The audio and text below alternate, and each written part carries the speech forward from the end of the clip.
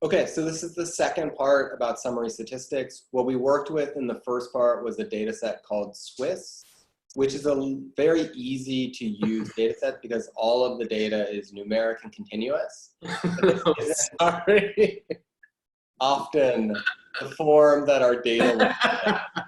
And so we want to be able to build some skills at moving around our data and changing our data in order to put it into a form that we can work with. And so for this, we're going to load in a new package, which has a lot of really interesting data sets. The package is called AER. It stands for Applied Economic Research. And so it has data sets that we're going to use throughout the lessons, just because they're a little bit more interesting than what is sort of available as the default. And so I'll start by loading in that package that I already have installed, AER. You can see it here at the top. I'm going to load in this data set called MA Schools, which non-surprisingly has data about Massachusetts schools. And so we'll take a quick look at the summary statistics for all of that data. And this gets to one point that I talked about earlier. This is 16 variables, and it already gets a little bit messy on the screen. It's a little bit harder to read across. It's less neat. But there's this bigger problem that two of the variables don't have summary statistics that come with them. This first one, district and municipality, don't produce any statistics because they are the names of where the schools are instead of numbers. You can't say what the average municipality of a school is. We can also see that summary statistics don't work as well for all variables. This expenditure bill variable is mostly zeros. That's somewhat interesting, but you lose sort of some of the information because 4 of the variables are just 0. It tells you something, but it means that your table is going to look a little different. And so what we're going to practice in this lesson is producing summary statistics and producing it for a subset of the data. And so what we're going to do is we're going to extract a few of the variables that are of interest in theory and set them into a different data set and then produce our summary table. We may have 100 columns, 1,000 columns in our data set. We're not going to want to produce summary statistics for all of them. We're only going to want to use the ones that we're actually interested in. And so the way to do that is to extract a few of the names from our data. And so I've selected this variable for English, which is the percentage of students that speak English in the school, the salary for teachers, and the scores of students in the 8th grade. And so I'm going to extract those, and we can take a look at a summary statistics for all of those. And so first, we set up MA Schools with these hard brackets. We set this list of variables, and then we extract it out. And we can create the summary statistics there, and I'm still using Pander to produce a more attractive table. So let's go ahead and practice that. All right, that's my cue. And I need to stop sharing, right? All right, I will start sharing. All right, so I'm looking at your notes now. Go into the exercise.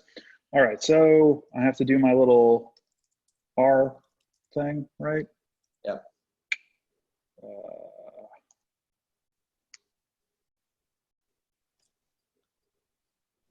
All right, and now install packages. AER, is that right? It's perfect.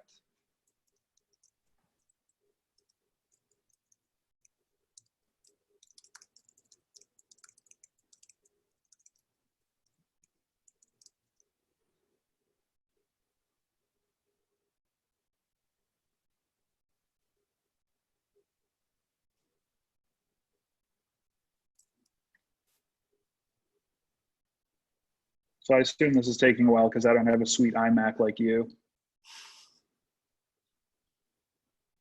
My sweet iMac is taking a little while too, so I think it's just that R is slow. Bandwidth throttling, I don't know.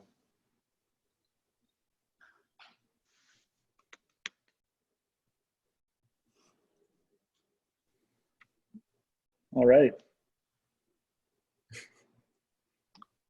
Did you really have to go with the AAR data?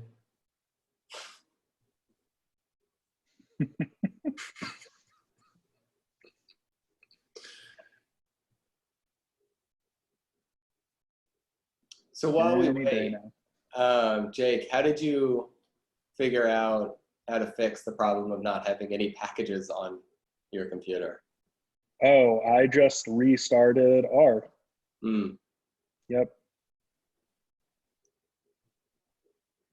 I don't know why that fixed it. Don't know what the problem was. Well, sometimes that works. That is my go-to troubleshooting move. Mine is usually to turn the computer on.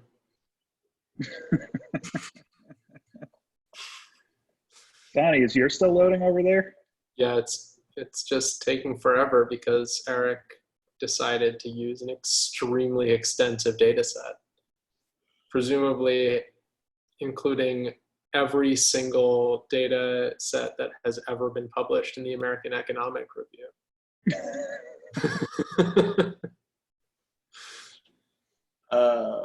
That is far from true.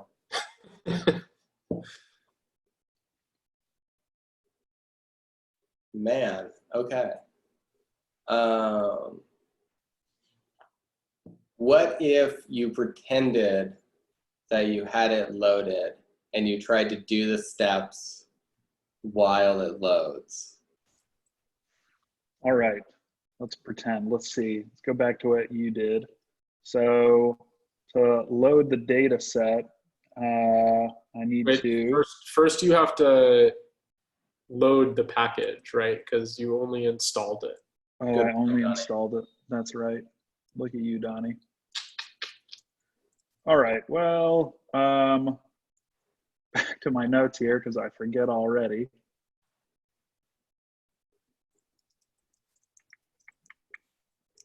Library, is that the command?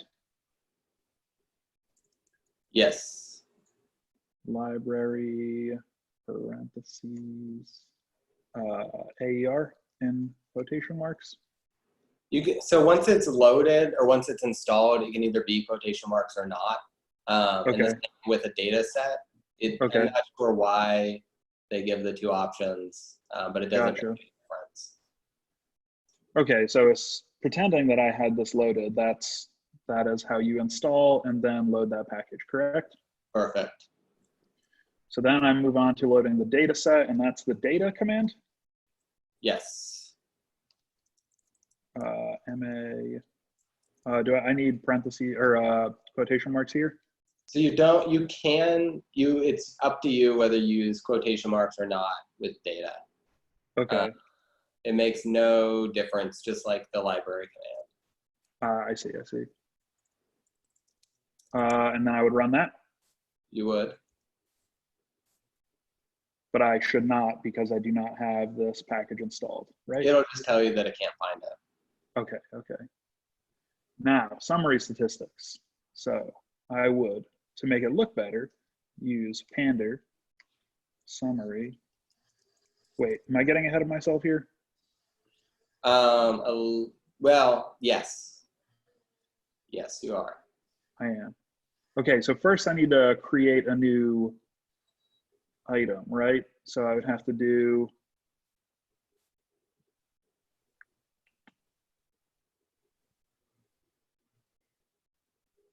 well, I would have to do this. So one note, you can add a code chunk by going to the top and pressing insert. That's right. It's a little easier. But Okay. if you like bespoke code chunks, you can always type it yourself. Gotcha. All right, now, was I right that I needed to create a new item? Right. Yeah, Okay, you want to because extract those columns into a new object. new object, that's the word I was looking for. So MA schools 2. Take a look here again. My square brackets, that's right.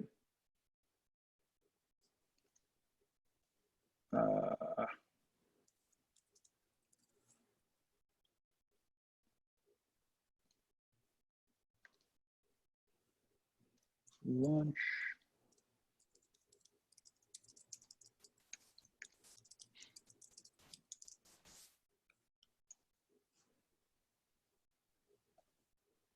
Do I want, I can't remember, spaces after or before the comma? You can have the spaces or not. It's up to you. Doesn't matter. Doesn't matter. There's lots of things that don't matter. Anything that does matter very much will. I see. Is that right? That doesn't look exactly like what you had in the notes. What's he missing, Donnie? Help me out, Donnie. So go back to the notes that you had. See, it's got the The C. C and the comma. All The right. comma presumably is because you're looking not at the rows but at the columns. Right. Yeah. That makes sense. Okay. So that You're looks missing one other thing though. one other thing. What am I So the missing? comma tells it that you're looking at the columns, but what are you looking at the columns in? Right now, you've just given it a list of 4 words. Oh, right. So gotcha. For MA schools. Okay. That goes outside of the square brackets. You're telling it, look in this object, MA schools, and take any columns that match these words, this list. Gotcha. Okay. That makes sense. Does that look right to you? Yes. Finally, at long last.